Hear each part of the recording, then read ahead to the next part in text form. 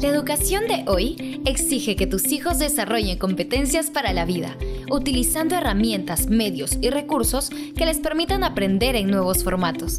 Por ello, ofrecemos lo mejor de nuestra propuesta en formato online a través de Santillana Digital, una plataforma a la cual los estudiantes de inicial, primaria y secundaria acceden a través de licencias incluidas en cada libro. Santillana Digital es un mundo educativo lleno de posibilidades, ya que incluye la versión digital de los textos escolares, la versión en línea de los libros y actividades alineados a la currícula nacional, fichas de trabajo adicionales para ampliar lo desarrollado en los textos y libros y actividades, evaluaciones con resultados inmediatos y recursos multimedia que refuerzan lo aprendido. Tus hijos podrán navegar y aprender desde cualquier dispositivo, en un entorno seguro y adaptado a su edad. El aprendizaje autónomo de forma lúdica y con evidencias en el progreso hace de este recurso la alternativa ideal para una nueva manera de hacer escuela, en casa o en el aula. Santillana Digital es una propuesta educativa enriquecida y adaptada a las necesidades de los estudiantes de hoy, para que tus hijos disfruten de una educación en perfecto balance. Encuentra las licencias de acceso a Santillana Digital en cada libro de actividades Santillana.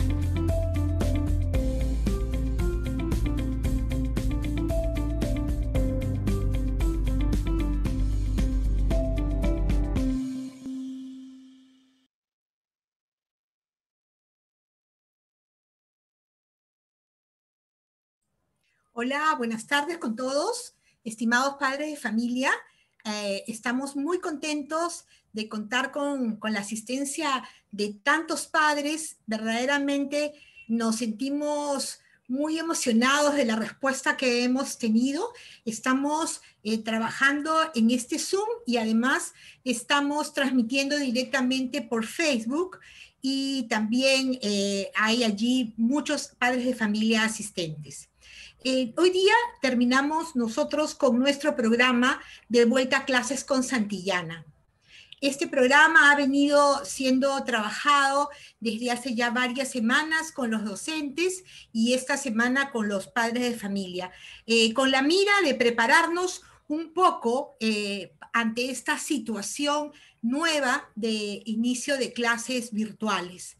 El año pasado ha sido un año lleno de aprendizajes, lleno de experiencias y esperamos que este año ya todo esto que hemos vivido nos sirva para tener una mejor experiencia y que nuestros niños y nuestros jóvenes puedan trabajar sus clases virtuales de una mejor manera.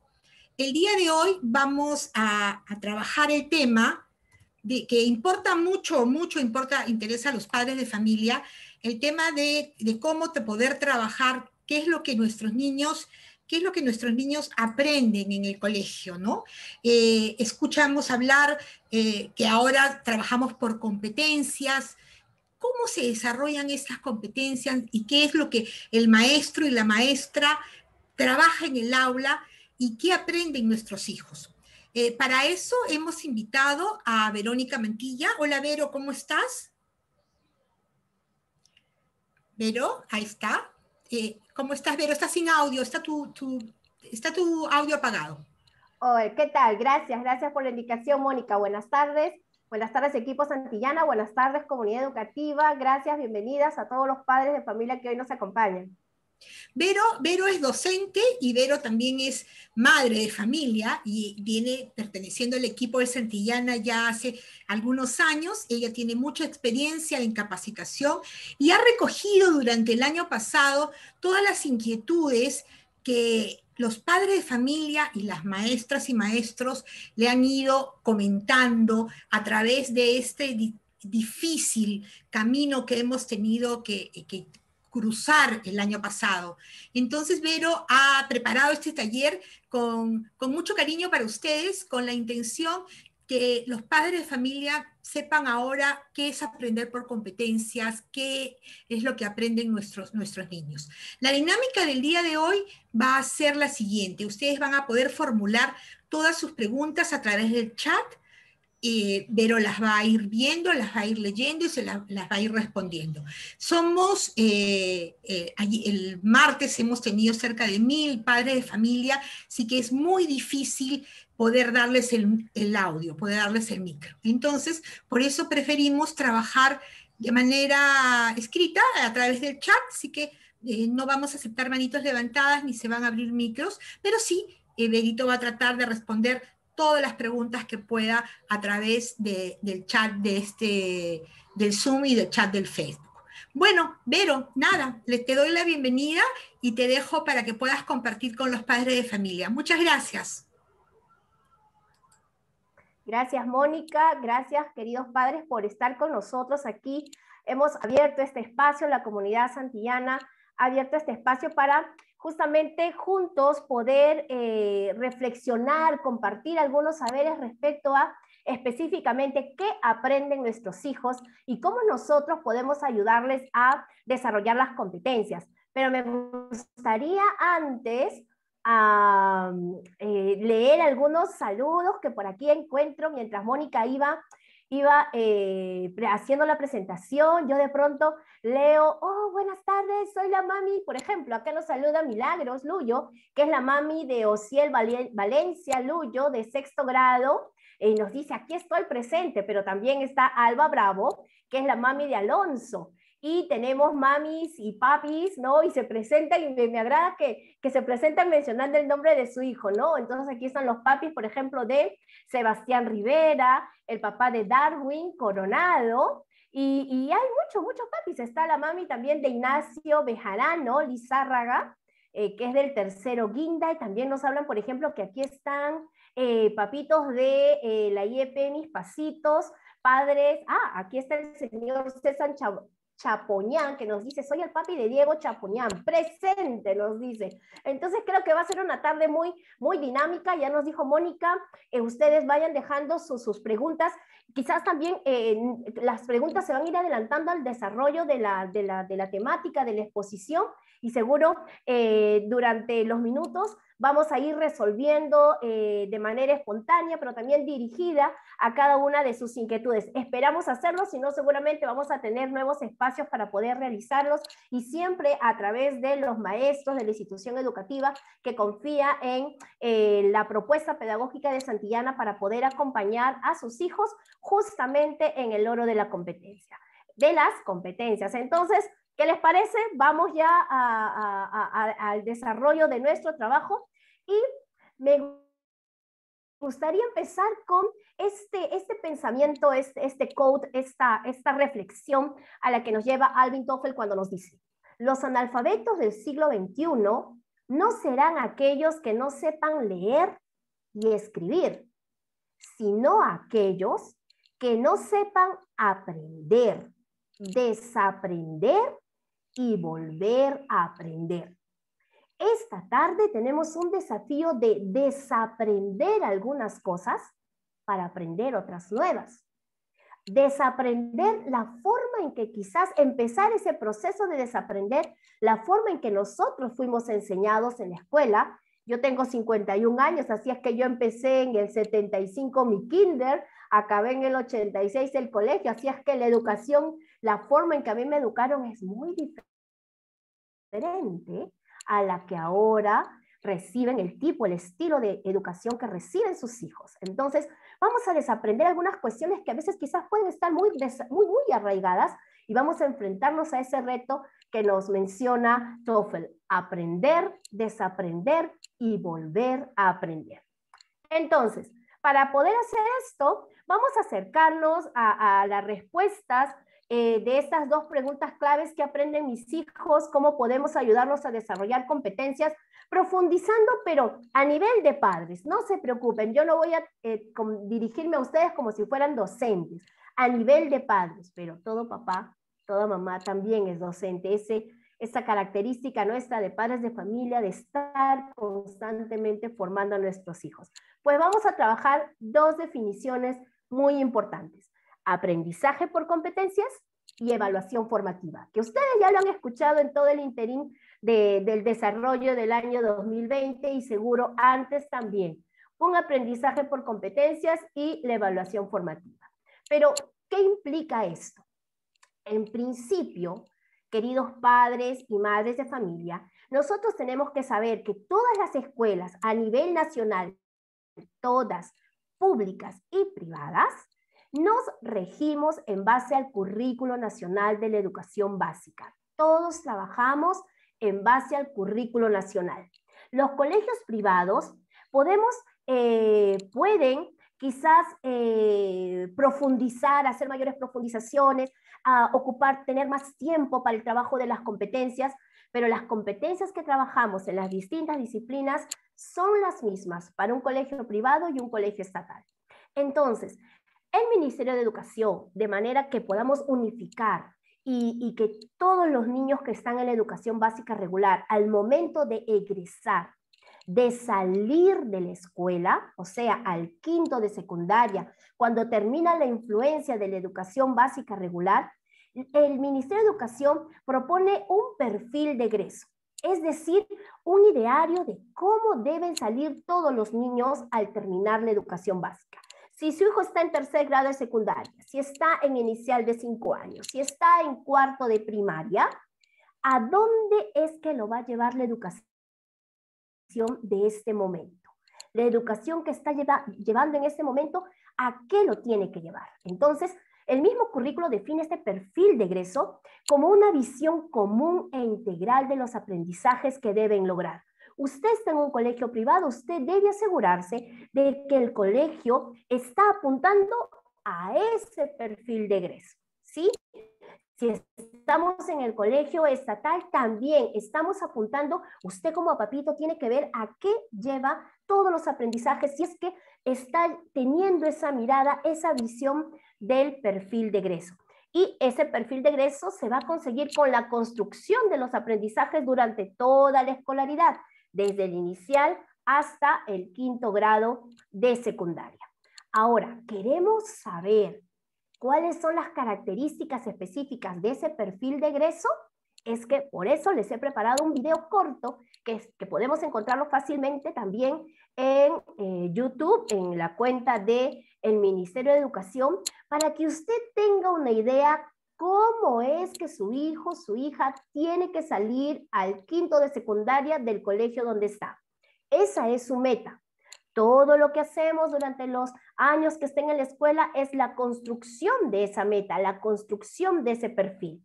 A veces cuando estamos en el camino, no, pero es que todavía no lee, tiene que leer y nos llenamos de angustias.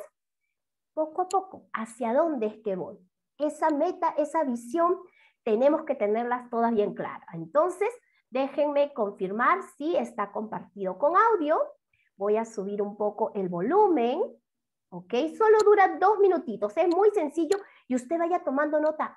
Así es como tiene que salir mi hijo de la escuela, mi hija, cuando termine el quinto de secundaria. Voy a apagar un segundo mi cámara para que no se me sature la red y vamos con el video. Moniquita me está validando si es que se observa con claridad y el audio.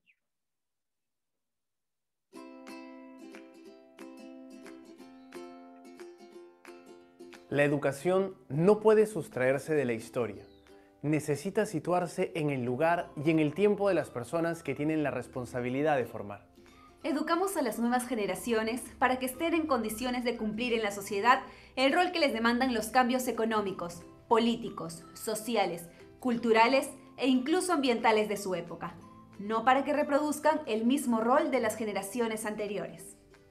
En ese sentido, el perfil de egreso de un estudiante que desarrolla toda su trayectoria escolar se convierte en una satisfacción de una necesidad y a la vez en un derecho.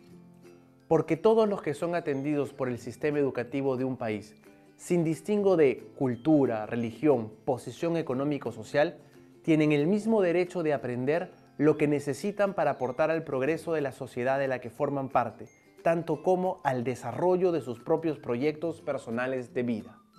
Examinemos a continuación este perfil, a partir de las tendencias actuales y las demandas que plantea en la educación.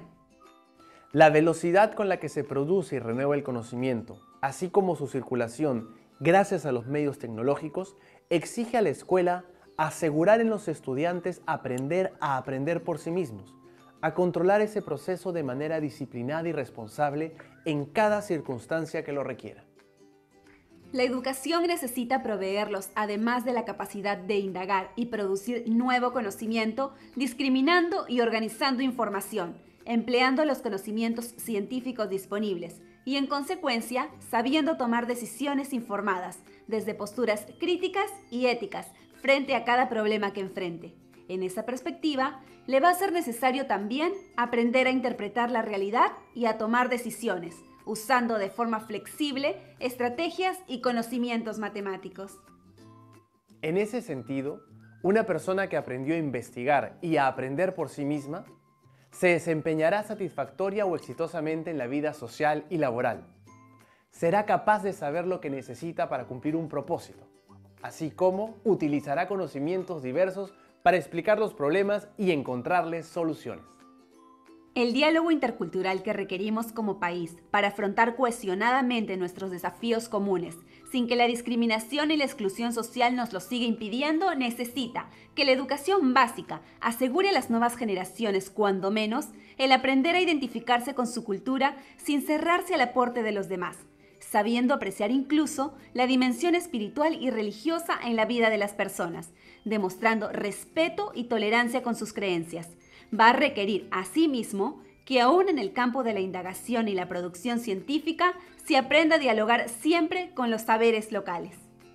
La tendencia al debilitamiento de la democracia en la percepción y valoración ciudadana conlleva el riesgo de legitimar el autoritarismo y la violencia como opciones frente a los problemas del desarrollo y la desigualdad. Ante este panorama, la educación básica debería asegurar que los estudiantes que egresan hayan aprendido a ejercer y a promover la vida en democracia, reconociendo sus derechos y sus deberes desde un compromiso genuino con el bien común y desde una comprensión cabal de los procesos históricos que nos explican como república en el contexto de la evolución política y social de las demás sociedades de nuestro continente y el resto del mundo. Pero la democracia supone saber vivir en comunidad, y la educación tendría que garantizarles a los estudiantes la posibilidad de aprender a hacer eso, es decir, a interactuar con otras personas en diversos contextos y con distintos propósitos, comunicándose de manera asertiva y responsable con todos ellos. Para eso les será necesario aprender además a comunicarse oralmente y por escrito, tanto en su lengua materna como en castellano como segunda lengua y también en inglés, para poder interactuar también en la sociedad global. En efecto, la convivencia requiere saber utilizar diversos lenguajes, como los artísticos, para comunicar ideas y emociones a otros. La iniciativa y la flexibilidad para adaptarse a distintas circunstancias y retos que se demanda hoy en el mundo laboral va a requerir que durante los años de escolaridad los estudiantes puedan formular y gestionar proyectos de emprendimiento económico o social. Si aprenden a adecuar sus iniciativas a distintos contextos y situaciones, podrán generar a través de ellos beneficios económicos, sociales, culturales o ambientales para sí mismos y para otros. Este aprendizaje les ofrecerá un camino favorable para poder articularse con facilidad al mundo del trabajo. En esa perspectiva, un buen dominio de las tecnologías de la información y de la comunicación va a favorecer posibilidades de interacciones mucho más productivas con la información, en las que las personas puedan aprender a la vez a discriminar y organizar la información de una manera pertinente a sus necesidades. En realidad, el manejo de estas tecnologías abre mucho más puertas, pero va a ser sin duda un recurso extremadamente útil en el mundo laboral. Ciertamente, una persona que puede sacar adelante proyectos emprendedores en el ámbito social, promoviendo el desarrollo y amplificando sus posibilidades de impacto a través de las tecnologías de información y comunicación, también puede desempeñarse mejor en el ejercicio activo de su ciudadanía y afrontar los desafíos de la consolidación de la democracia. Hemos dicho que las nuevas demandas laborales, tanto como la vida en democracia, nos exigen cada vez más saber interactuar con otros para colaborar en el logro de objetivos comunes. Es decir, sea por la complejidad de las tareas y retos a afrontar, sea por la necesidad inevitable de interactuar con otros para ejecutarlas. Va a requerir con cada vez mayor énfasis personas seguras de sí mismas y con habilidades sociales básicas. En este contexto, lo menos que debe garantizar la educación básica a los jóvenes que egresan del sistema es la capacidad de interactuar con otros a partir de su reconocimiento como personas autónomas, con identidad propia, que se saben valiosas y que por lo tanto saben cuidar su cuerpo, practicando un estilo de vida activo, saludable y placentero. En efecto, una parte medular del desafío de la convivencia pasa por la afirmación personal y la construcción de identidades colectivas e individuales, definidas y a la vez siempre abiertas, que permitan establecer relaciones de igualdad entre los géneros, así como relaciones afectivas armoniosas y libres de violencia, donde cada uno pueda vivir su sexualidad de manera responsable y plena.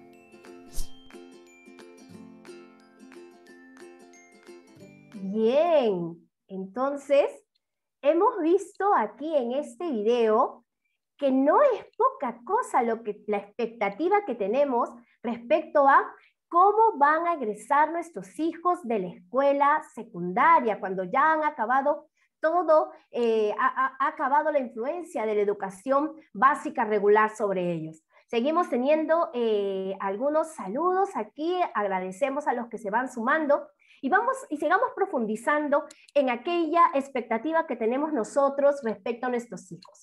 Creo que lo que todos nosotros queremos es que tengamos pues hijos con estas características que ya nos ha descrito el video acerca del perfil de egreso.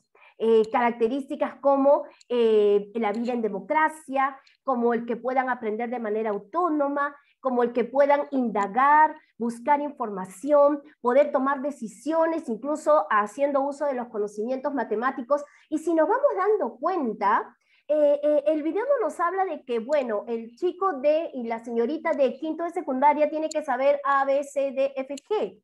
O sea, no es como cuando nosotros estábamos en la escuela, que de pronto teníamos que tener un montón de conocimientos en la mente, en nuestras cabecitas.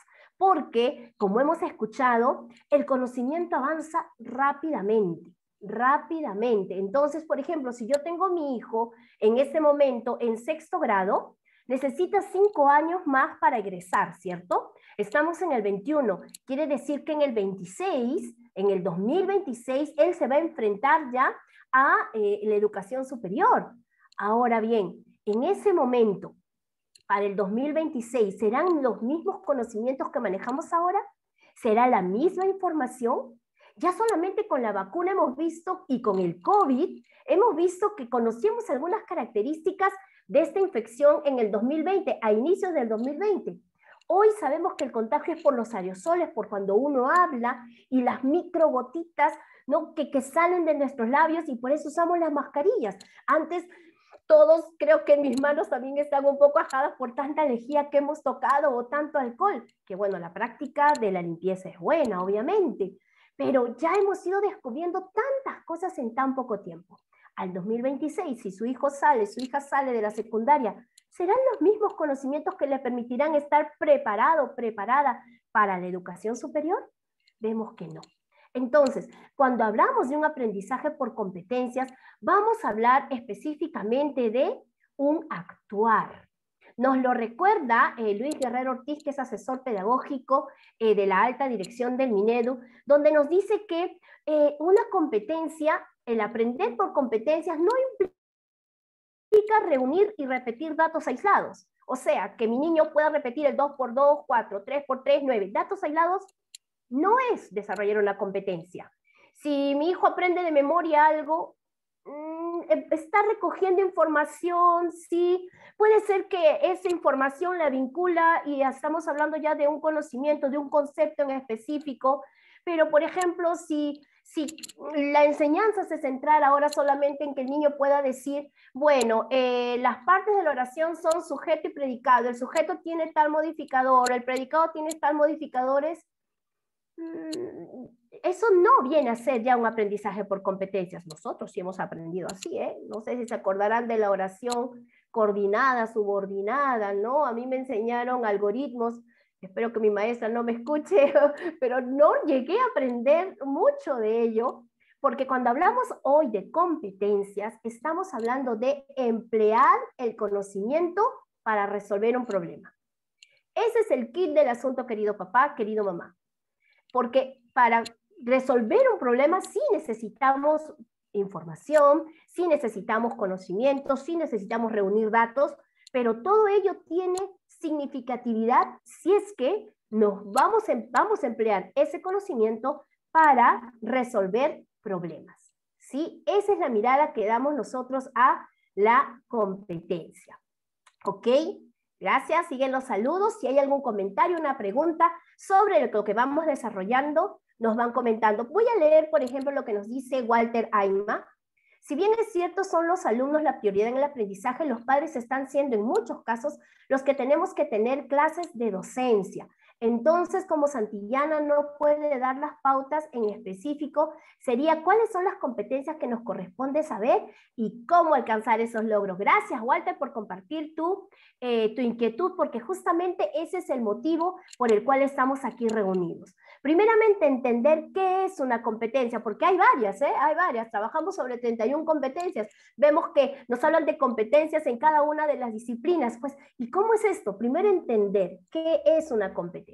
Hemos dicho, es emplear el conocimiento para resolver problemas. Pero Verónica, ¿estamos hablando de matemática? No, estamos hablando de todas las disciplinas. Nos enfrentamos a un reto y desde la necesidad de resolver ese problema es que vamos a activar conocimientos relacionados a comunicación, a la disciplina de la matemática, de sociales, personal social, de PCC, de biología, de química, pero para resolver un problema, para asumir un reto. Entonces, ¿qué estamos buscando en nuestros estudiantes? ¿Qué es lo que usted debe buscar en sus hijos? Un actuar competente. No que el niño tenga el cuaderno lleno de planas, no que el niño tenga un montón de tareas, 100 multiplicaciones, repite 100 veces el uso de la C, de la X, de la Z. Hablamos de un actuar competente, y cuando hablamos de un actuar competente, hablamos de que nuestros hijos tienen que ser críticos y reflexivos sobre lo que ocurre en su entorno. Hablamos de que ese actuar competente implica que puede identificar problemáticas. Y eso se da en la vida diaria, eso usted lo ve en la vida diaria. ¿Acaso alguna mamá, algún papá no le dijo al hijo, no le dijo a su hijo o a su hija, pero cómo no te diste cuenta? ¿Es que no te fijaste? No está aprendiendo a identificar problemáticas, ¿sí? Hablamos también de un actuar competente cuando propone soluciones, pero no solamente las propone, sino que también las comprueba. ¿Sí? Hablamos de un actuar competente cuando puede evaluar e identificar mejoras. Pero ¿qué pasa cuando nosotros como papis, pero es que no sabes limpiar la mesa? Mira, así no se hace así, ya está. Por poner un ejemplo, cuando quizás nuestra intervención tendría que ser para ayudarle a identificar mejoras, mira, como no moviste los individuales, todavía hay restos de pan del desayuno. ¿Qué crees que puedes hacer? Pero Verónica, el tiempo no nos alcanza, yo ya tengo mi conexión para mi teletrabajo o quizás tengo que salir. Sí, queridos papás, pero esa también es nuestra tarea, es parte del ser papás y esa falta de tiempo, podemos cubrirla con todo el amor que tenemos hacia nuestros hijos. Y yo sé que ustedes lo hacen. ¿Qué implica también un actuar competente? Implica que nuestros hijos puedan reconocer habilidades, sus habilidades, actitudes, identificarlas y sus propios conocimientos. En cierta ocasión, mi hija en tercer grado de secundaria se inscribió en un curso con Javier Echevarría acerca de lo que tenía que ver con orientación vocacional. Y le hacían un test de inicio y se lo enviaron por correo y en una de las preguntas decía, describe tus habilidades, ¿para qué eres bueno o buena? Y mi hija viene y me dice, mamá, ¿para qué soy buena? ¿Qué sé hacer yo? ¿Cómo creen que me quedé? Tercer grado de secundaria y ya hemos visto cómo tiene que ser el perfil de egreso. Wow, tuvimos que intervenir, ayudarla, guiarla. Fue muy bueno el curso que ella llevó, pero miren, a veces nuestros hijos no se valoran a sí mismos conforme veíamos que es una de las características del perfil de egreso que se reconoce como persona valiosa porque solamente estamos limitándonos en la educación, en el acompañamiento que hacemos a nuestros hijos, a que sepa el 2×2, cuál es la clave del sodio, cuál es la clave, cómo se convierte, cómo se consigue un metal.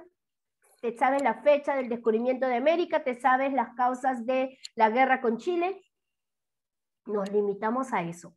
Esto yo les pido que ustedes puedan usarlo para ampliar su mirada. ¿Qué es lo que estamos buscando? Los conocimientos nos ayudan a resolver problemas. Eso es un actuar competente. Y también buscamos en ese actuar competente que nuestros hijos analicen sus decisiones de manera ética. Pero Verónica, esto no se enseña en el colegio se enseña comunicación, matemática.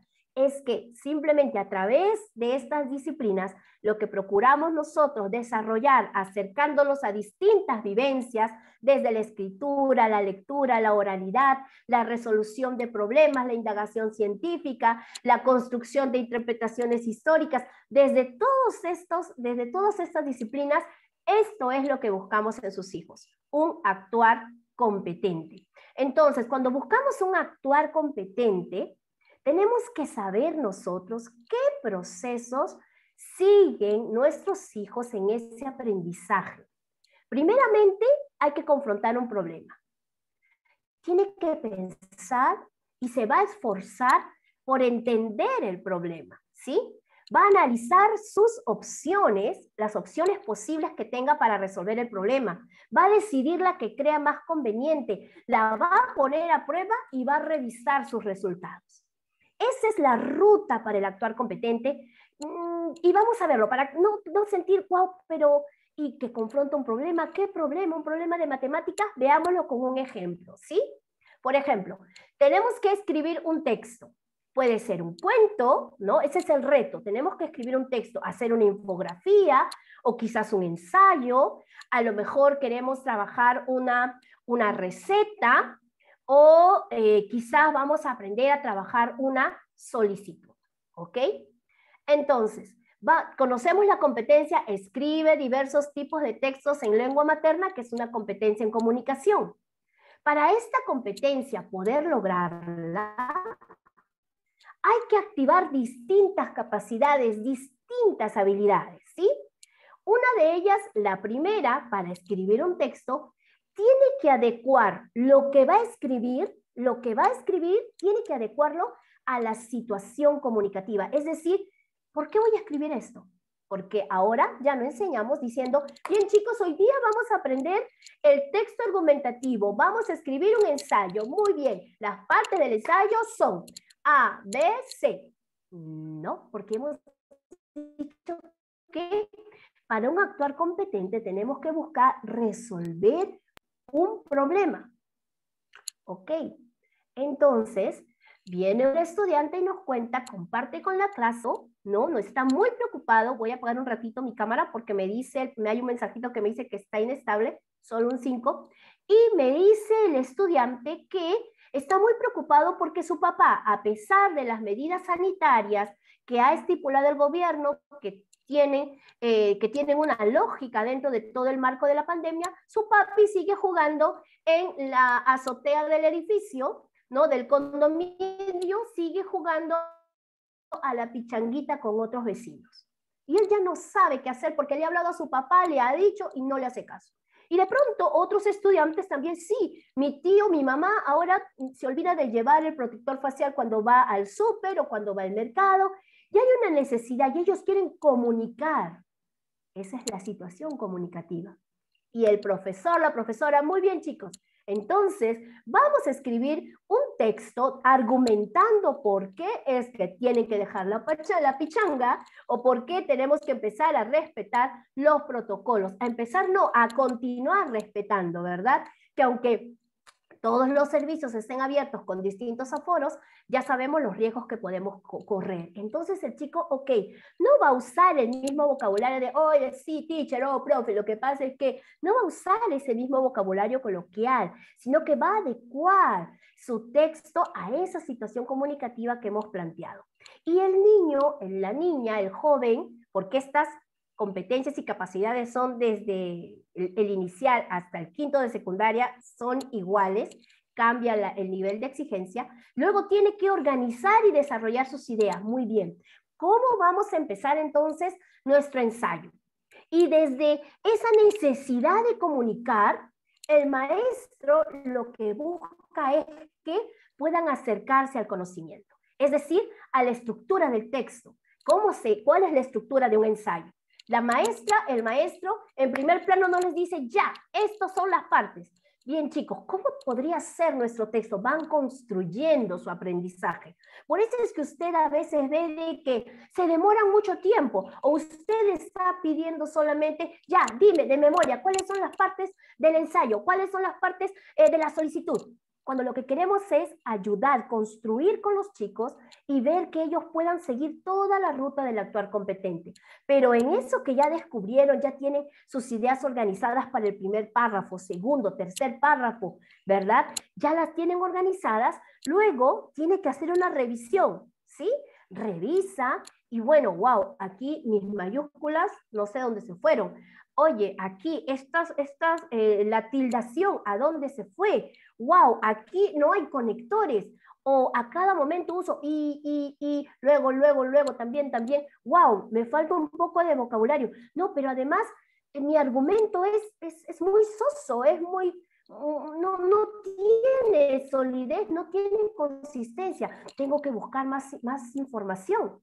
Entonces, miren todos los procesos que seguimos para poder escribir ese texto argumentativo. Y aquí, cuando volvemos a ver ese circuito del que nos habla Luis, este asesor de Luis, que nos habla acerca de cuáles son los pasos de este circuito de actuar competente, Luis Guerrero ya hace una relación. Cuando confronte el problema, tengo que adecuar el texto, voy a hablar voy a sustentar por qué tenemos que seguir respetando la distancia social y la protección y todo ese tema.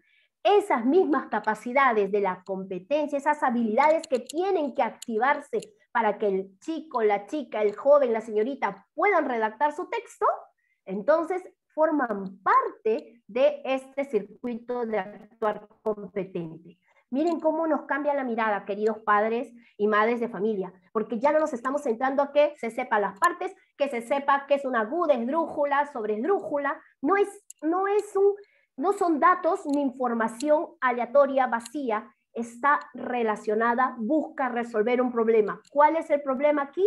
Escribir un texto, ¿sí? Un texto en el que puedan ellos comunicar su preocupación. He apagado mi cámara porque me dicen que está inestable la señal. ¿Sí? Continúo y vamos a ver un ejemplo justamente del texto, un ejemplo tomado de Santillana, sexto grado, y antes de poder trabajar con este ejemplo, estoy viendo aquí justamente los papis nos están corroborando lo que vamos mencionando. Y también, por ejemplo, Jennifer nos habla de cómo podemos ayudarlos a conocer sus habilidades blandas, ¿no? Estos temas de socialización. Y ahí, Jennifer, queridos padres, vamos a hacer uso, vamos a trabajar mucho lo que tiene que ver las competencias en desarrollo personal, en secundaria, DPCC o personal social en la primaria, porque ahí es cuando hablamos de vivir en democracia, del respeto, de la tolerancia. Mónica. Sí, Vero, hay también un comentario de Sandra, ¿no? Dice, disculpe, pero según su definición de aprendizaje por competencias, lastimosamente en la práctica la educación no se da por competencias, ni los libros de actividades están por competencias, ni mucho menos los exámenes, ¿no? Entonces, capaz podrías aclararle también ahora que vas a hacer esta presentación un poco a Sandra. Gracias Sandra por compartir tu inquietud. Sí, es que muchas veces nos jala a padres y a maestros este chip que tenemos del aprendizaje por conocimientos, ¿no? Porque hemos visto que para hablar de un aprendizaje por competencias estamos hablando de un actuar, un buscar resolver un problema. Cuando nosotros en la propuesta pedagógica de Santillana proponemos las actividades, les voy a mostrar cómo estas actividades justamente apuntan a brindar recursos, ¿para qué? Para que puedan adecuar su texto a la situación comunicativa, para que puedan utilizar los recursos de la lengua, para que puedan ellos reflexionar sobre su escrito, esas capacidades que hemos visto que tienen que activarse para lograr la competencia. Por ejemplo, aquí, en la imagen que estamos viendo, justamente en sexto van a escribir un texto argumentativo.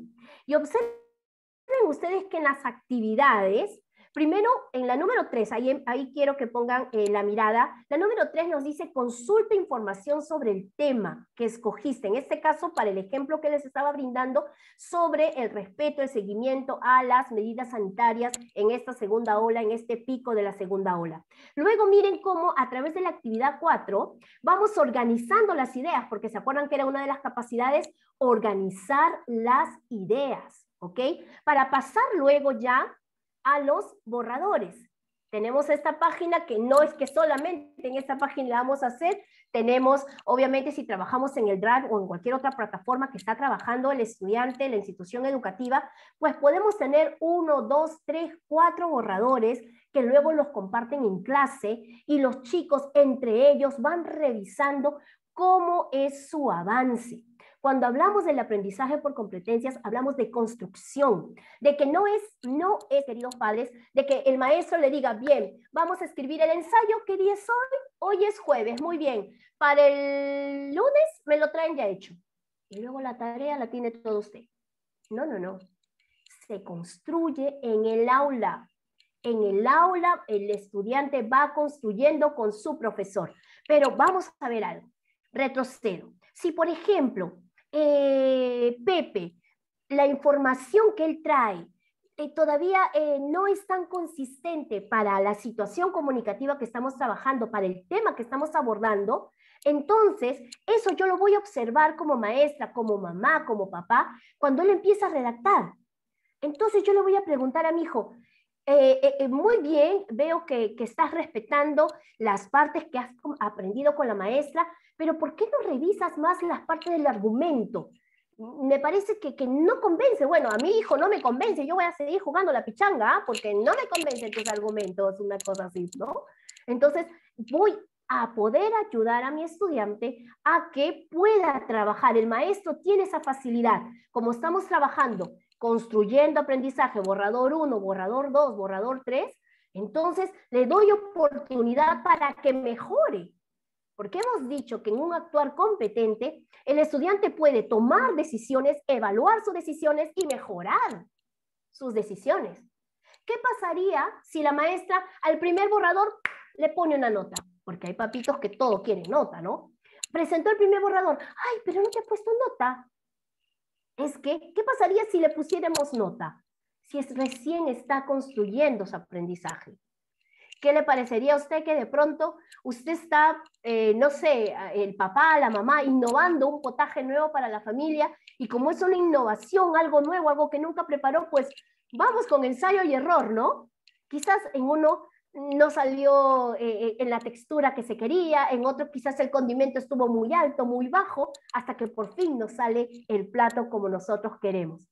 ¿Qué tal si la familia no nos apoyara, no nos diera soporte y los hijos, ay mamá, qué horrible tu comida? No, seguro que nos dicen, mamita, para la próxima te va a salir mejor, la próxima le subes un poquito de sal, ¿cierto? ¿Eso pasa en casa?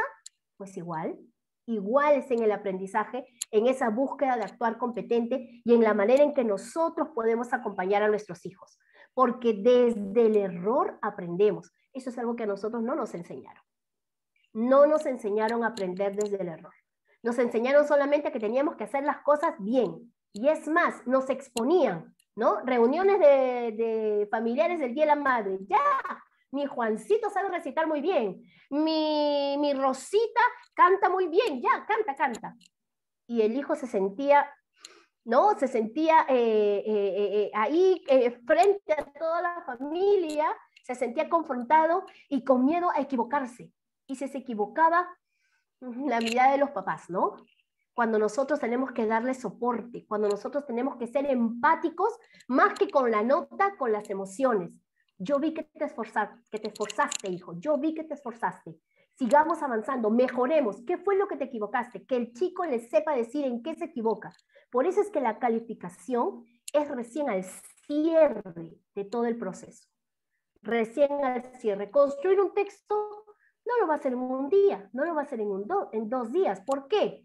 Porque cuando construimos el texto, necesitamos hacer mano de otros recursos. Pero quiero que veamos también un ejemplo aquí con ciencias sociales, ¿no? Quizás nuestros hijos están en la secundaria y estamos trabajando aspectos de ciencias sociales y estoy tomando un ejemplo de 4º grado de secundaria y están trabajando la competencia construye interpretaciones históricas. Y usted le exige al hijo de que te tenga que saber los nombres de los 14 incas, que se tenga que saber de memoria los nombres de todos los presidentes de la época republicana, todos los virreyes que gobernaron en la colonia. Datos, datos, datos. Información, información, información. Cuando miren lo que dice la competencia y se la leo. Dice, el estudiante sustenta, 4º secundaria, una posición crítica sobre hechos y procesos históricos. Sustenta posición crítica que ayuden a comprender el presente y sus desafíos. Es decir, me acerco al pasado, a los procesos históricos para comprender los desafíos del presente y puedo tomar una posición crítica, ¿sí? Ahora, y también nos habla de que se reconoce como protagonista de los procesos históricos y como tal, producto de un pasado, pero que a la vez está construyendo su futuro. Esta misma competencia se trabaja en inicial, solo que el ámbito se hace más pequeño, porque su pasado, sus procesos históricos se refieren a la familia. Por eso es que cuando estamos en inicial, primeros grados, ponemos ese énfasis en conocer la familia y cuáles eran las tradiciones y cuáles eran las costumbres, porque él se va a identificar como un producto, como parte, un ser que ha recibido la influencia de ese proceso histórico y tiene que estar en la capacidad, estamos hablando de 4º secundaria, según como nos indica también el currículo en los estándares, de cómo es que tiene que sustentar esa posición crítica. Ahora, para llegar a eso, ¿qué tiene que hacer? ¿Cuáles son las capacidades que hay que activar? Hay que interpretar críticamente fuentes diversas. O sea, los fake news, chau, chau, eso no vale. Tiene que acercarse a Wikipedia, a Aula Fácil, al Rincón del Vago. Hay que buscar distintas fuentes. Tiene que saber evaluar la fuente. ¿Por qué es que nosotros, pregunto, cuando nos lleguen esos mensajitos en el WhatsApp, sí, golpe de Estado, mañana golpe de Estado, y todos, golpe de Estado, y mandamos a todos nuestros contactos, y no hemos verificado la fuente? ¿Será que no hemos trabajado en su momento nosotros cuando estuvimos en la escuela esta construcción de interpretaciones históricas, interpretar críticamente fuentes diversas? Obviamente, con diferentes grados de fiabilidad, como dice la capacidad. Comprender el tiempo histórico es usar las nociones relativas al tiempo de manera pertinente, reconociendo sistemas de medida temporal, elaborar explicaciones sobre procesos históricos, jerarquizar las causas de los procesos históricos. Díganme ustedes, queridos papis, esto yo lo puedo evaluar en una prueba de ABC, completa, verdadero y falso. ¿Qué dicen? ¿Qué me dicen ustedes? Hay conocimientos que son importantes, que tienen que tener acceso, que sí los podemos validar con este tipo de evaluaciones. Pero cuando yo quiero ver el desarrollo de la competencia, por eso es que ahora ustedes ven que los maestros, no todos están evaluando ya solamente con pruebas, semana de exámenes. La verdad es que la semana de exámenes mensuales, bimestrales, ya no debería existir, porque todas las competencias no se pueden evaluar de esa manera. Miren esta competencia tan rica, tan necesaria y tan importante para este momento. No que ellos son la generación del bicentenario, que se dejan influenciar, estos son pulpines, estos son dinosaurios. ¿Dónde está el sustentar una posición crítica sobre hechos del pasado, sobre lo que se vivió, la influencia de ellos en el presente? Vuelvo a la pregunta. Buscamos un actuar competente para resolver problemas. ¿Podré evaluarlo con una prueba así? ¿De ABC? ¿Me dará información real del desarrollo de esa competencia? Hay muchos cambios que tenemos que hacer y son muchas las escuelas comprometidas en trabajar por competencias. En realidad todos tenemos que hacerlo, todas las escuelas, ¿Por qué? Porque es parte del currículo. Por ejemplo, Ronald aquí nos dice, debería incentivarse la búsqueda bibliográfica, física, de libros, ensayos en los estudiantes. Claro que sí. Victoria Cañari nos dice, se evalúa el proceso de aprendizaje. Gracias, gracias, Victoria, porque justamente es hacia donde vamos. Ya sabemos que el actuar competente implica usar el conocimiento, pero para resolver problemas. Hemos hablado de que implica un proceso de construcción del aprendizaje, ¿sí? Donde las orientaciones nos las dan los maestros acerca del apoyo específico que vamos a brindar en casa, pero ya sabemos cuál es la mirada que tenemos que tener respecto a ello. Y cuando nos habla, Victoria nos menciona que es un proceso el aprendizaje, vamos a hablar también de la evaluación formativa. ¿Cómo se desarrolla ahora la evaluación en este concepto de que el aprendizaje es un proceso en el cual los chicos construyen su aprendizaje, detectan el problema, ensayan una respuesta, corrigen, vuelven a probar, valoran, definen, construyen aún sobre el error. Por eso es que ahora la manera de evaluar es diferente. Ya no todo es la nota, y los papis quieren la nota y quieren que el cuaderno tenga nota. A ver, pregunto, si hablamos de un aprendizaje por competencias y hablamos de un actuar competente, hablamos qué significa el actuar competente o la competencia, usar el conocimiento para resolver problemas. ¿El cuaderno resuelve problemas? No, ¿verdad? Veamos qué implica la evaluación formativa, ¿sí?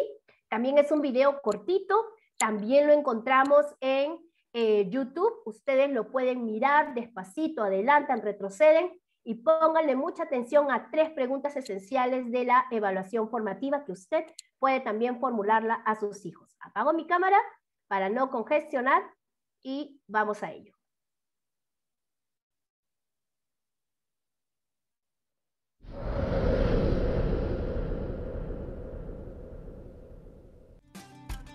En nuestra práctica cotidiana utilizamos distintas formas de evaluación. Una de ellas es la evaluación formativa. Podemos reconocer la evaluación formativa como un proceso en el cual profesores y estudiantes recogen evidencias del aprendizaje para tomar decisiones a tiempo respecto a cómo seguir avanzando. Modificar el proceso de enseñanza según las necesidades de los estudiantes es complejo, pues es difícil saber qué está ocurriendo en la mente de cada uno. La evaluación formativa permite observar el proceso de enseñanza-aprendizaje de forma completa al hacer visibles 3 momentos. ¿Hacia dónde vamos? ¿Dónde estamos? ¿Cómo podemos seguir avanzando? En evaluación formativa, el profesor hace la meta comprensible y visible para todos sus estudiantes, de modo que se transforme en una meta compartida que nos indica hacia dónde vamos. Además, se utiliza estrategias de evaluación para que estudiantes y profesores puedan determinar dónde están en relación a las metas de aprendizaje propuestas y pueda conocer si todos están comprendiendo. Y en base a esta información puedan tomar decisiones respecto a cómo seguir avanzando. La evaluación formativa impacta los aprendizajes porque al hacer visibles estos 3 momentos pueden tomar decisiones y responder oportunamente a las necesidades de aprendizaje. La evaluación formativa nos ayudará a enfrentar este desafío. Te invitamos a conocer más información en www.evaluacionformativa.cl. Bien, entonces nos han quedado 3 preguntas claves. Seguramente ya en la mente ustedes las han anotado. 3 preguntas claves que van a orientar este enfoque de la evaluación formativa. Una evaluación que le pone una mirada específica, importante, prioritaria al proceso de construcción del aprendizaje. Y antes de revisar algunas preguntas que ya están en el chat, vamos a repasar estas 3 preguntas importantes. La primera, ¿hacia dónde vamos? Su hijo o su hija tiene que saber qué es lo que se espera de él, qué es lo que él tiene que hacer, cuáles son los criterios de éxito, los criterios de logro por los cuales él va a saber que su texto está bien elaborado. En el caso primero que formulamos de este texto argumentativo para que los papis no jueguen la pichanga en la azotea del edificio. Entonces, usted pregúntele a su hijo, muy bien, tienes este trabajo, ¿cómo lo tienes que hacer? ¿Cuáles son los criterios de éxito para este trabajo? ¿Cómo te vas a dar cuenta, hijo, de que esto lo estás haciendo correctamente? Usted tiene que validar que su hijo sepa esto. Los maestros nos encargamos de compartir estos criterios, de socializarlos en la clase virtual, en el aula virtual, para que cuando haya una extensión, algo que realizar en casa, ya con los papis, todos sepamos hacia dónde vamos, cuál es la meta, ¿ok? Y también tenemos que preguntarnos nosotros, en segunda instancia, el dónde estamos. Es decir, en distintos momentos de este proceso de aprendizaje, quizás cuando empiezo a identificar las ideas principales, quizás cuando estoy revisando las fuentes de información para sustentar mi argumento, para darle fuerza a mi argumento, yo voy registrando información y el maestro va levantando evidencias y va preguntando, muy bien, a ver chicos, compartamos nuestros avances respecto a la estructura del texto. Y los chicos comparten. Y entonces ahí es cuando el maestro le va a brindar retroalimentación, un feedback a su hijo. Muy bien, excelente, observo la estructura, pero nuevamente, y en el ejemplo que íbamos, repito, los argumentos son muy débiles.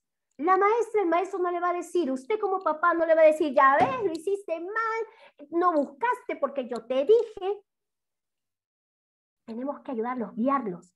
Estamos buscando que ellos sean autónomos en su aprendizaje. Entonces, ¿qué tienes que hacer ahora? ¿Qué crees? ¿Cómo crees que puedes mejorarlo? No es que usted se lo haga, sino ahora, ¿qué otra fuente puedes buscar? Te puedo ayudar a buscar esa fuente, pero dejar que ellos identifiquen, de acuerdo a esos criterios claros que le han sido comunicados sobre cómo debe estar el texto, empezar a poder tomar acciones para mejorar.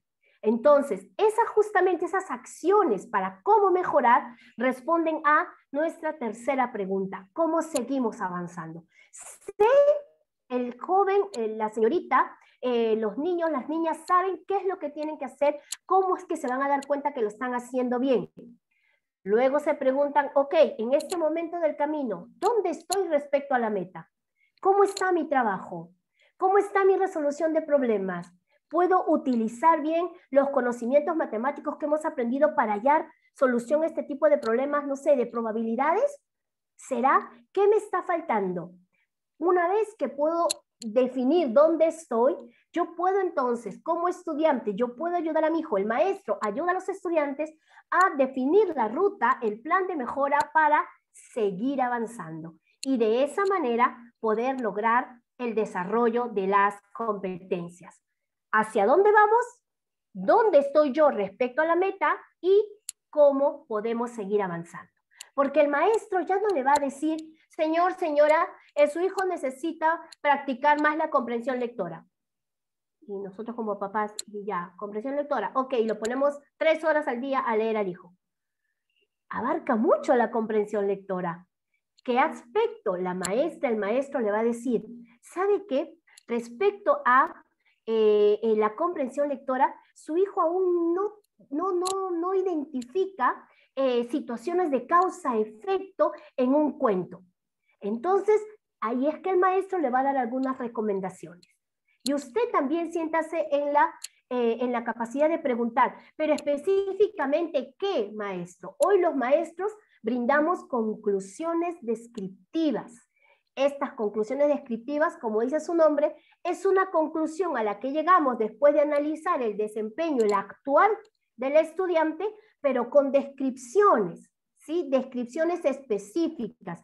Aún no logra identificar las características más relevantes, por ejemplo, de un personaje, de un cuento, de una fábula, ¿no? En cuanto a animales. Ay, pero para eso hay estrategias, sí, y las estrategias se las da el maestro, porque el maestro es el que tiene la didáctica. Y usted también pregúntele, ok, maestro, gracias. Maestra, ¿y cómo lo hago? ¿Y cómo lo hago? Usted también puede preguntar. Sí, entonces aquí estoy viendo algunas preguntas ¿no? Por ejemplo, José nos dice, nos habla de que entonces estamos proponiendo un aprendizaje activo con pensamiento crítico, y quizás hay unas preguntas que se me han pasado antes. Por ejemplo, Ronald nos dice, ¿por qué la enseñanza de tópicos de historia del Perú en el colegio es muy diferente a lo que se enseña en la universidad? Lo he visto cuando veo en casi todos los textos en general. Quizás, Ronald, no estoy totalmente en la capacidad de darte una respuesta, porque tendría que conocer, saber exactamente cuál es esa otra mirada que se da en la universidad. Lo que sí te comento, Ronald y queridos padres, de que cada una de las competencias tienen un estándar. El estándar nos va a decir, con el estándar nosotros podemos identificar cuál es el nivel de desarrollo de la competencia. No sé, Ronald, quizás me pueda aventurar a decir que los procesos históricos están destinados específicamente para la educación básica regular, pensando ya en una educación superior donde la demanda del aprendizaje, la demanda cognitiva es diferente. Podría ir por ahí la respuesta, pero no creo exactamente que la historia en sí va a ser diferente, sino que, como hemos visto en esto de la construcción de interpretaciones históricas, hay que tener una posición crítica. Mientras más información manejamos, mucho mejor va a ser, o mucho más sólido va a ser el argumento que nosotros brindemos en esa posición crítica. Retrocedo por si hay alguna otra pregunta que se pueda quedar en el aire y que nos pueda dar alguna luz. Voy aquí a preguntas y respuestas. Mire qué interesante. Renzo nos dice, el aprendizaje por la observación en cierta medida es una aplicación del método científico genial o simplificado a través de prueba y error, pero algunas cosas deben tener un conocimiento de base antes de la aplicación. Exactamente, Renzo. No estoy queriendo mencionar y decir que el conocimiento no sirve. Hemos visto que para el actuar competente hay que manejar datos, pero eso no es un actuar competente. Hay que buscar información, hay que construir conocimiento, pero no es ese un actuar competente. El actuar competente implica hacer uso de ese conocimiento para construir justamente una respuesta a un problema que se nos ha presentado, a un desafío. Entonces, siguiendo en la línea que llevábamos del texto argumentativo, decíamos que tenemos que saber hacia dónde vamos, las metas bien claras, los desempeños bien claros, y esto lo tienen los maestros muy claro en las programaciones curriculares, que en base, obviamente, que es la programación curricular que es del Ministerio de Educación, con algunos trabajos de precisión que hemos hecho respecto a los desempeños, los maestros cuentan con esta mirada un poco más profunda para observar ese actuar competente del estudiante. Hemos visto que las actividades, cada una de las actividades que aparecen, digamos, o que el maestro propone, no es porque, wow, de pronto, oye, mira, qué bonito si hacemos esto. De ninguna manera. Cada actividad tiene que estar relacionada con un propósito de aprendizaje. Yo les estoy mostrando una imagen que pertenece a la guía didáctica del maestro, ¿sí? Porque ustedes en el libro de actividades de su hijo solo ven esta parte. Pero el maestro sabe, por ejemplo, si aquí la número 3, consulta sobre el lugar de destino en enciclopedias, páginas web, entre otras, luego anota la información que incluirá en su texto. Cuando el estudiante es capaz de hacer esto, estamos hablando ya de una manera más formal, en un lenguaje pedagógico de los maestros, actividad 3, que el estudiante mantiene el registro formal e informal. Para ellos se adapta a los destinatarios, y selecciona algunas fuentes, en específico esa la 3, selecciona algunas fuentes de información complementaria. Cada actividad responde a la competencia. Entonces, si acá de pronto hay una actividad, selecciona los recursos que incluirás, no es porque el diagramador dijo, oh, bueno, queda un espacio, pongamos esa pregunta. De ninguna manera, porque tiene su correlación con el hacia dónde vamos, ¿sí?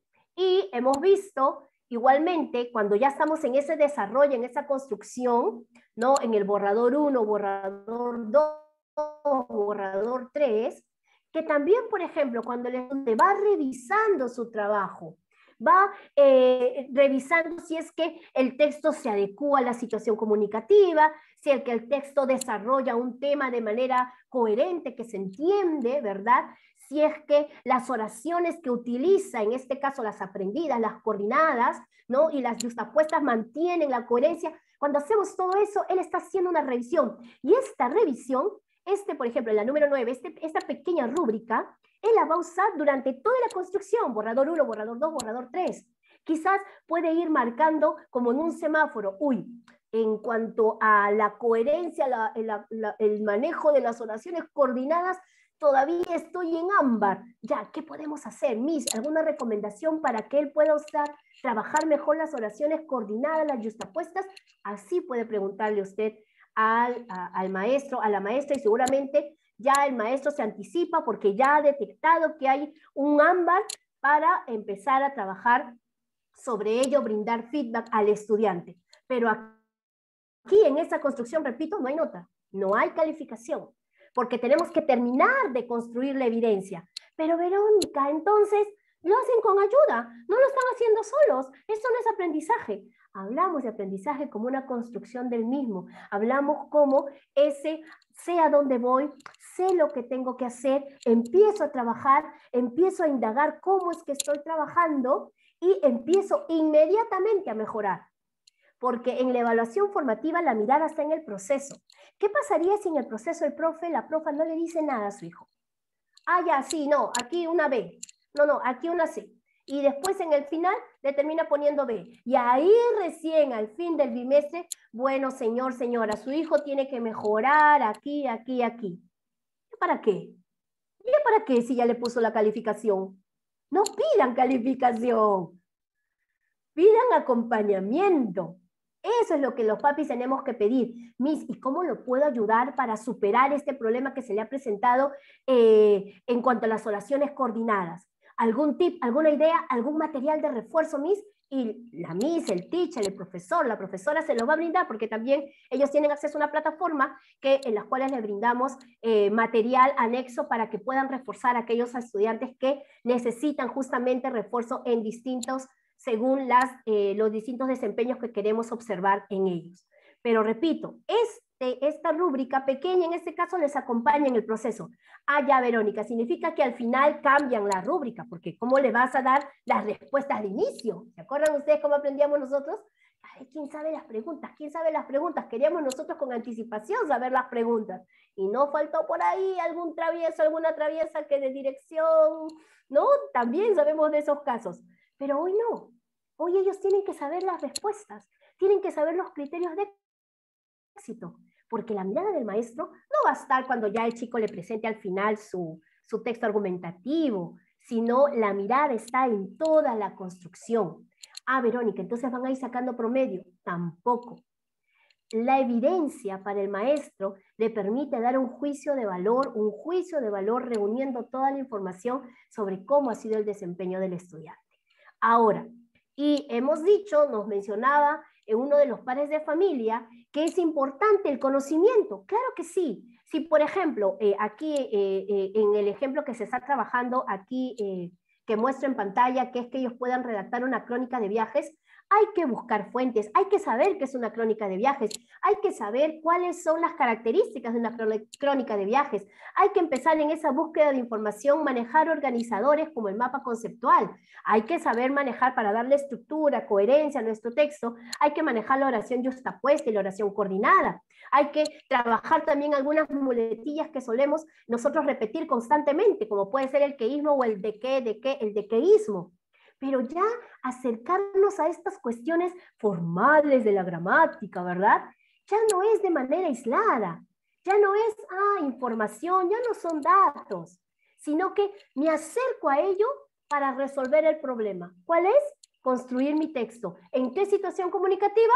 Vuelvo, que no nos olvidemos de usar la mascarilla, que la usemos bien, que nos pongamos el protector facial y que no estén jugando ni la pichanga ni el vóley en esta situación, en este momento de la pandemia, que respetemos el domingo. A partir de este domingo ya estamos todos en casa. A partir de esa necesidad de comunicarnos es que nos acercamos al conocimiento. Entonces, estos conocimientos, este actuar competente, ¿con qué instrumentos son medidas las evidencias? Justamente en el enfoque de la evaluación formativa utilizamos las rúbricas, o las listas de cotejo. Podemos utilizar también el portafolio de evidencias. Y aquí es importante, y aquí tiene un lenguaje formal que puedes decir, Verónica, pero no se entiende, considere el propósito comunicativo, el tipo textual, wow, este es muy complejo, no se preocupe, tiene usted a los maestros, las maestras, que le dan la traducción para papá y mamá, para que usted lo tenga bien claro, y el estudiante lo comprende, y el estudiante también sabe cuándo está en logro, cuándo está en proceso, cuándo está en inicio. Desde que empieza, desde que inicia la experiencia de aprendizaje, desde ese primer diálogo en el que definieron sobre qué iba a tratar su texto, desde ese primer diálogo, cuando se establecieron los criterios, con los maestros también establecen el instrumento, el maestro socializa el instrumento. Muy bien, chicos, ¿cómo nos vamos a dar cuenta que estamos escribiendo bien nuestro texto? Y analizan el instrumento de evaluación, sea la rúbrica o sea la lista de cotejo. Y vamos a hacer uso de esto durante todo el proceso de construcción. Y vuelvo, qué insistente, Verónica. Ya, Miss, ¿y la nota? ¿Cuándo se sacó? ¿La nota? ¿Cuánto le puso por hacer el mapa conceptual? ¿Cuánto le puso cuando hizo la práctica de queísmo? ¿Dónde está la nota, Miss? Yo quiero ver la nota. Ya sabemos que no tenemos que pedir la nota. Tenemos que pedir acompañamiento. Y, Miss, en la rúbrica veo que le ha puesto en proceso, en esta primera etapa de la organización de las ideas, a mi Pepito. Sí, le explico. ¿Por qué? Porque todavía sus ideas no todas están bien ordenadas. Mire, veamos en el texto. La idea 1, 2 y 3 están relacionadas, pero la 4 está abarcando otro tema. Entonces, Miss, ¿qué me recomienda? Converse con su hijo y podamos decidir, eliminamos la tercera idea, la cuarta idea, o buscamos otra para sustentar las anteriores. Ah, ya, Miss, gracias. Y usted ya tiene cómo poder orientar también a su hijo, pero de seguro que la maestra también lo ha podido trabajar con su hijo durante la clase. Entonces, tenemos también las listas de cotejo que nos indican si se observa o no se observa. Se observa que desarrolla las ideas en torno al texto propuesto, que, por ejemplo, una lista de cotejo para evaluar la actividad a crear de gramática se desarrolla en un país fantástico porque quizás es la situación comunicativa que se está planteando, que contiene por lo menos 2 oraciones coordinadas que han aprendido con distinta conjunción. Miren, la necesidad de su hijo, de su hija, de escribir un buen texto, es lo que hace que él se acerque a la gramática. ¿Cuántos de nosotros nos gustó la gramática? ¿No? ¿Se acuerdan ustedes? Escribe 5, 10 palabras en las que apliques el uso de la C. Otras 10 el uso de la Z. Dictado, ortografía, escribe 10 veces cada palabra mal escrita. Pero Verónica, sí aprendimos. Sí, pero en verdad hoy, en la edad que tenemos, ¿evidenciamos un actuar competente? Si volvemos a ver el perfil de egreso del currículo nacional, ¿será que cada uno de nosotros estamos manejando democracia, tolerancia, respeto a las ideas? ¿Tenemos un aprendizaje autónomo? ¿Será? Miren, queridos padres de familia, cuando estamos en la escuela, 11 años, sin cortar inicial de 3, 4, pero 11 años de nuestra vida estudiamos comunicación. 11 años, ¿sí? Si llegamos a estudios superiores, 2 más, lengua 1, lengua 2, un año más, 12 años, pongamos. Si alguien llevó en letras, ya 13 años, redondemos a 13 años. 13 años de nuestra vida hemos estudiado comunicación. Sin embargo, la causa más frecuente de divorcios es la falta de comunicación en la pareja. Aprendemos para la vida. Estamos preparando a sus hijos para un aprendizaje para la vida. Entonces, queremos ver el actuar competente. Si hacemos mano del conocimiento, los potenciamos, sí, pero para una resolución de problemas, una mirada de construcción del aprendizaje, una mirada de la evaluación al proceso, no al final. Pero Verónica, ¿significa que ya no se pone notas? Sí se pone notas, sí se califica, literal. Cuarto y quinto secundaria continúan con una evaluación cuantitativa.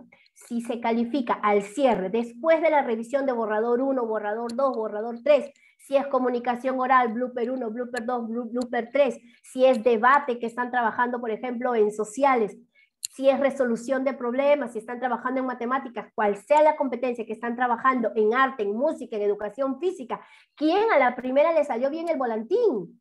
¿No? El profe les practica, les enseña la técnica cuando estamos en la presencial y después recién viene la sesión final. Igualmente, cuando ya han construido su evidencia, cuando ya van a sustentar su posición crítica, después que la han construido con usted, con la influencia pedagógica del maestro, ahí recién es donde se coloca una calificación. Ese es el enfoque de la evaluación formativa. Porque lo que buscamos durante todo ese proceso, hemos dicho, es brindar feedback, brindar retroalimentación. Usted es un trabajador, usted también trabaja por desempeños, trabaja por objetivos. Ya los jefes no están detrás de usted mirándole si usted hace o no hace. A usted le indican un paquete, un tema de trabajo y usted lo realiza. Y en el proceso, su asesor, su coordinador, va revisando su trabajo, le va dando feedback, le va diciendo, ok, esto podemos mejorar, explícame por qué lo hiciste de esa manera. Entonces, para nosotros poder brindar retroalimentación a nuestros hijos, tenemos que guiarlos, hemos dicho desde el inicio, he estado brindando ejemplos para que sean ellos mismos quienes descubran cómo mejorar su desempeño, que sean ellos mismos quienes lo puedan descubrir, y esa también es la mirada del maestro, es guiar su reflexión sobre cómo estás razonando, es meternos en esa cabecita y decir, pero ¿por qué lo dices? ¿En qué te basas? ¿A qué se debe? ¿Por qué? ¿Sí? Y también como padres podemos considerar, obviamente, las respuestas erróneas de nuestros hijos como oportunidades de aprendizaje. Ya no es que ya ves, lo hiciste mal otra vez. Miren, hay tanta presión por parte de nuestros hijos, muchas veces cuando queremos que las cosas las hagan bien, y los estresamos, los estresamos. Yo tengo una hija única, y bueno, ella tiene 22, sí, tiene 22 años, ella acabó la carrera, esta es su semana, ya terminó sus clases, a Dios gracias, pero cuando ella tenía 7 años, yo soy docente, y recuerdo que dije, bueno, ella es hija única, a Dios gracias es una linda chica, pero dije, 7 años, sería bueno ir a un psicólogo, una psicóloga de todos modos siempre es bueno tener una opinión, ver cómo está funcionando la familia, el núcleo familiar. Y recuerdo que fuimos a la psicóloga y al final fui yo la que terminé en terapia. Yo no me daba cuenta y yo estaba presionando y presionando y presionando a mi hija. ¿Sí? Así, tal cual. Y con cosas muy sencillas. Y yo recuerdo cuando ella estaba desde inicial, yo recuerdo que, ¿y qué color es este? Ella sabía, pero a veces por darme la contra decía otro color. Otras veces, en verdad, no sabía el color. Y yo, ¿qué color es? Dime qué color es. Y el tono de voz. Pero ya, ok. Todo eso para los niños, para los jóvenes es muy importante. Tenemos que ser empáticos, no con la calificación, tenemos que ser empáticos con el proceso, tenemos que ser empáticos con sus emociones. Es nuestro compromiso brindarles soporte emocional. La pregunta, ¿cómo desarrollamos las habilidades blandas de los chicos? Desarrollando nosotros habilidades blandas. Para dar soporte emocional, nosotros tenemos que estar emocionalmente estables. Somos los adultos, somos los que estamos a cargo. Podemos encontrar, ya han tenido ustedes una conferencia en esta línea del manejo de las emociones, pero este tema de la retroalimentación,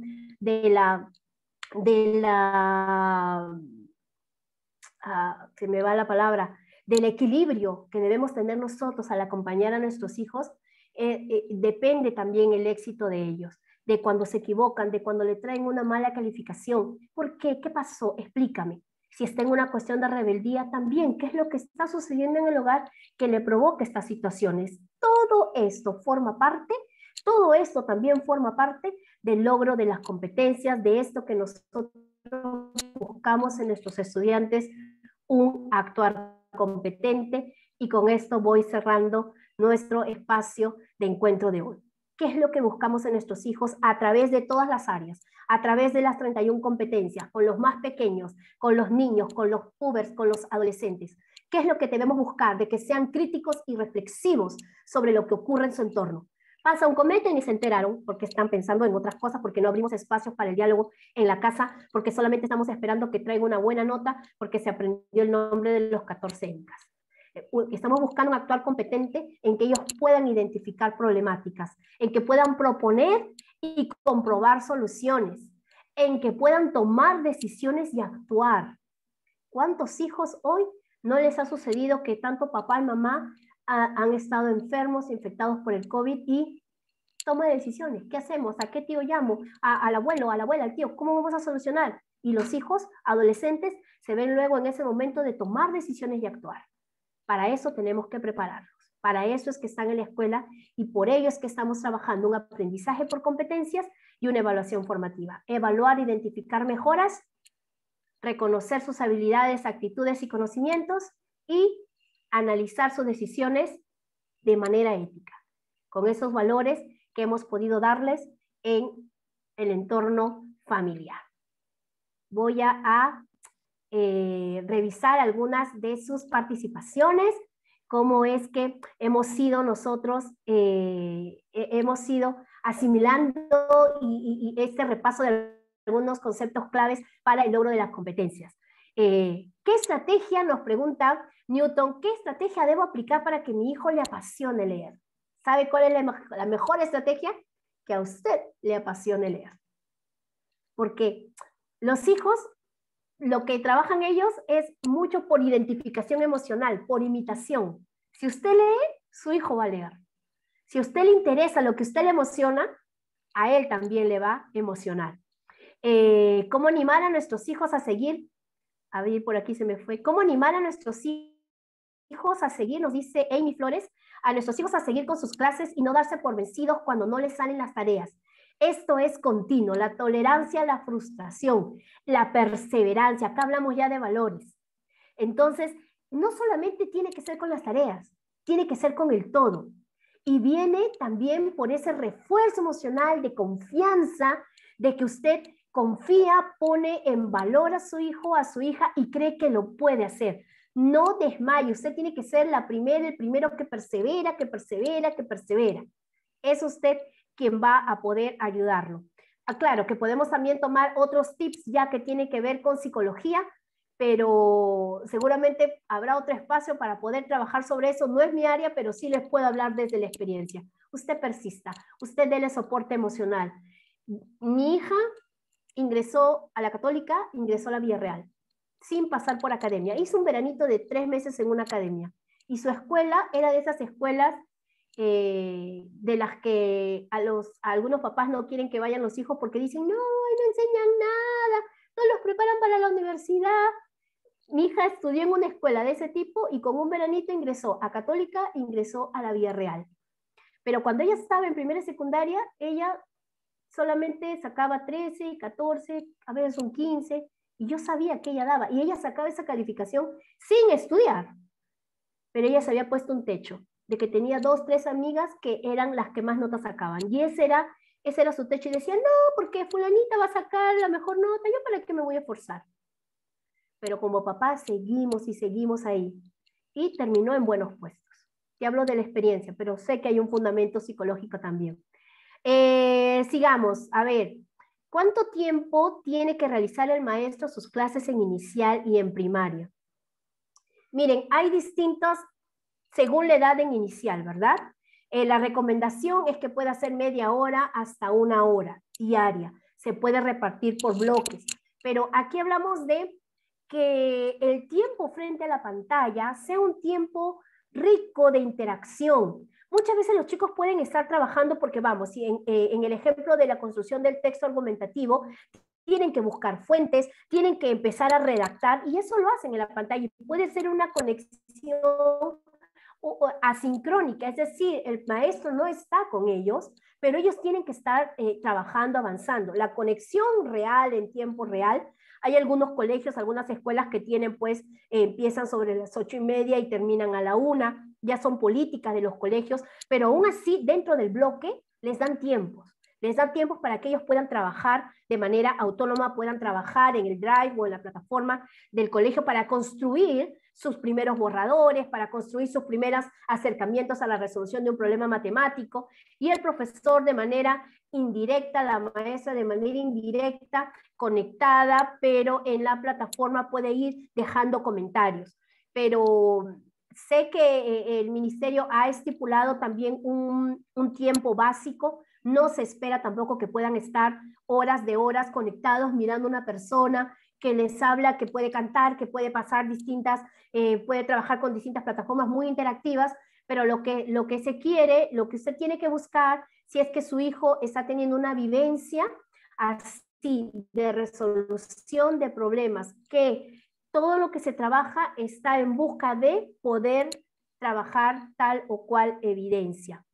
Lamentablemente, nos dice Olga, y vamos terminando con su comentario, lamentablemente cuando los chicos terminan quinto de secundaria son pocos los chicos que redactan y comprenden los textos. ¿Cómo solucionar ese tema? Cuando ya hemos terminado la secundaria, podemos trabajar sobre la necesidad de ese aprendizaje autónomo, ¿no? De este ser autodidacta en parte, pero de el ser responsable de uno mismo. Ahora mismo, nosotros, ustedes y yo, hemos tenido que asumir el reto de, aunque somos migrantes en la tecnología, de poder zambuirnos en este mundo del Internet. Quizás solamente manejábamos el Facebook y el WhatsApp, pero ahora tenemos que manejar distintas plataformas desde la misma necesidad, porque ninguno de ustedes quiere que sus hijos trabajen solos o quieren sentirse desfasados en los mismos trabajos, ¿no? O si usted trabaja, por ejemplo, es un ingeniero eléctrico, ¿no? Electricista, tiene que conocer, por ejemplo, de PLC, tiene que conocer de diagramas, tiene que conocer de aspectos tecnológicos que antes no dominábamos. Cuando un estudiante llega al quinto de secundaria y se da cuenta que tiene todavía algunos vacíos, pues es importante que tome una decisión propia, y podemos llevar un curso online, hay tutoriales en YouTube para lectura rápida, porque ya hemos acabado la secundaria, pero aquí está básicamente en que usted puede ayudar a su hijo o hija que ha salido del quinto de secundaria recientemente a tomar conciencia sobre su necesidad. ¿Sí? Bien, agradezco, muchas gracias por el espacio y el tiempo. No sé si hemos podido responder a todas las preguntas. Espero que sí, durante el desarrollo de la misma sesión, y en todo caso habrá oportunidad para encontrarnos nuevamente quizás en días posteriores. Exacto, Berito, así va a ser. Mil gracias. Siempre la tarea del padre de familia ha sido muy ardua, pero creo que en este momento es muchísimo más fuerte, ¿no? Porque hemos sido educados nosotros bajo otra concepción de la que están siendo educados ahora los niños y los adolescentes. Hay que partir por comprender esto para así poder acompañar a nuestros niños y bueno, y reconocer también el trabajo que están haciendo los docentes para que este cambio vaya siendo interiorizado también de a poco en ellos, ¿no? Bueno, mil gracias, Vero, gracias a todos los padres de familia que han estado conectados. Muy pronto volveremos a presentarles un nuevo ciclo de seminarios para que ustedes puedan asistir. Solamente lo hacemos con la intención que se sientan acompañados y de ayudarlos en este proceso. Muchas gracias y que tengan muy buenas noches y mucha salud para todos. Gracias, Berito.